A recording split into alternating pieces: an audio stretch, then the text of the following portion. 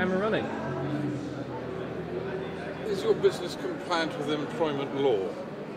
Do you know, it's one of the things of our time that health and safety, HR, it seems there are always people out there looking at you and checking that what you do is right.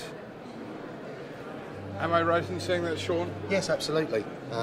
The amount of legislation that changes daily is vital to keep on the right side of that legislation. So, this is Sean Hewitt, by the way. Sean, is this something that an idea that you came up with yourself, or is it a franchise, or what is it? What it is we started off as a small organisation. An HR specialist came to me asking me for my opinion on marketing of this product. And what basically has happened is we've then developed into now an ongoing company. We're looking to franchise out across the UK, the opportunity to sell this product throughout 85 different areas within the UK, including Northern Ireland. Can you define the product that you're selling?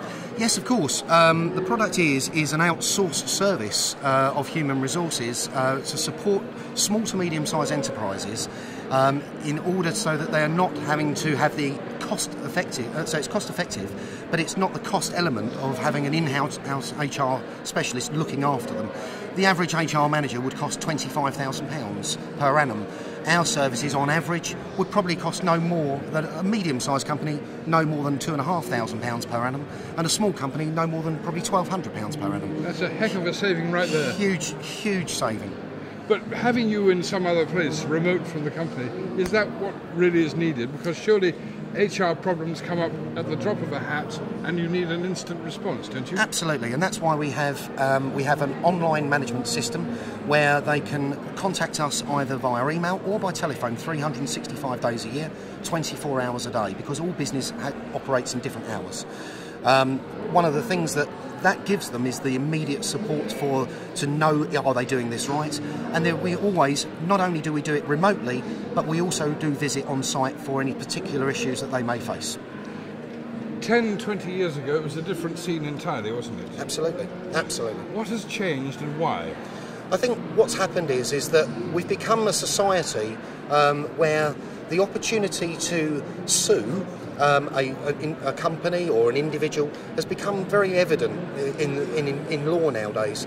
And the problems with employment law is that it very much favours the employee, not the employer. And what we're doing is trying to create a little bit of a balance between where the pendulum is swung towards the employee. Employees are always going to have the opportunity to look at, are they being treated with fairness? And of course it's up to the employer to make sure that they are following that protocol. And also that the company is being treated with fairness. Absolutely, it does work both ways. You know, some people, and I've been working with a number of small companies that don't have contracts of employment, for instance, and they have verbal contracts of employment.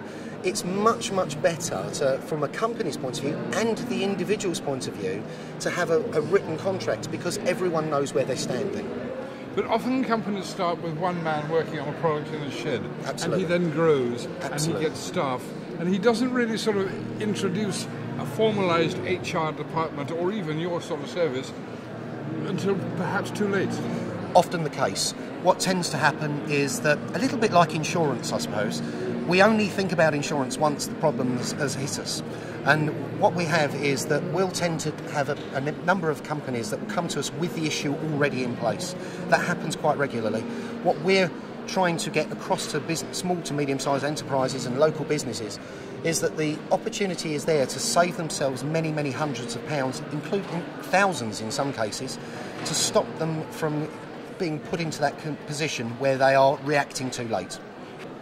Surely things have gone a little bit too far these days. Now it's dangerous to say boo to almost anybody. Absolutely. I think the problem is that we've got a situation where we have to treat everyone with kid gloves on. It's so easy to fall the wrong side of employment law, as in any aspect of human resources. The issues that we face is that you've got to be seen to be a fair employee, and you cannot fall outside of employment law. When you fall outside that ballpark, you are really leaving yourself open to prosecution. It's scary stuff. Very scary. Very, very scary. And that's why it's important that companies understand the benefits of having that in place before any issues arise. So you're getting the message out there. How is it being received? Fairly positively, to be fair. It's a little bit of a learning curve for most companies because most companies feel that it will never happen to them. It's the same. It's the old story. I don't need that. It's not going to happen to me. Some companies are realising the benefits of it, and it's a question of continuing to market and push out the message that this is a protection under human resources. It is the way to go for the employment companies that are out there without an in-house HR support service. I mean, no one wants to be unfair to workers. No. But at the same time, common sense has got to come into it somewhere, surely. Absolutely it does, and I think that it's very easy to get tripped up by a basic jovial joke in the workplace and then find yourself in a situation where you are on the receiving end of a tribunal claim. There are so many examples that one can speak about, but you know, if we look at sexual orientation, for instance, a wolf whistle to an employee can cost a company in excess of £50,000 if it's proven that they were that there was sexual orientation. The world has gone mad. Absolutely, and that's what we're trying to do. We're trying to level that madness in the world and give a service that will give the companies that we're supporting the opportunity to feel confident about acting professionally and fairly with their employees. The situation can only get more acute, surely. Absolutely. We look here, 236,100 claims in 2009-2010.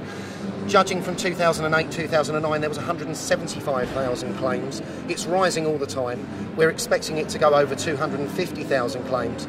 At the moment, looking at those figures on the sheet here, on our display here, that's 907 claims in a tribunal per day per annum. And that's not including the ones that settled out of court. A businessman might be forgiven for thinking, why the hell should I bother? It's important that they do bother. It's important that they realise that the time spent and money spent for themselves doing their own HR is more cost effective for us to get involved, because they can then look after the sharp end of their business, knowing that we're behind them, giving them the tools that they require to move their business forward. Where were you 5 years ago? Where was I 5 years ago? 5 years ago, I was a sales director for a business, a local business in over at Papworth Everard, selling portable security systems. That's where I was 5 years ago. You've certainly come a long way. Certainly moved in a different direction. Yes, but even further to go in the future. Absolutely. Thank you very much. Thank you very much too.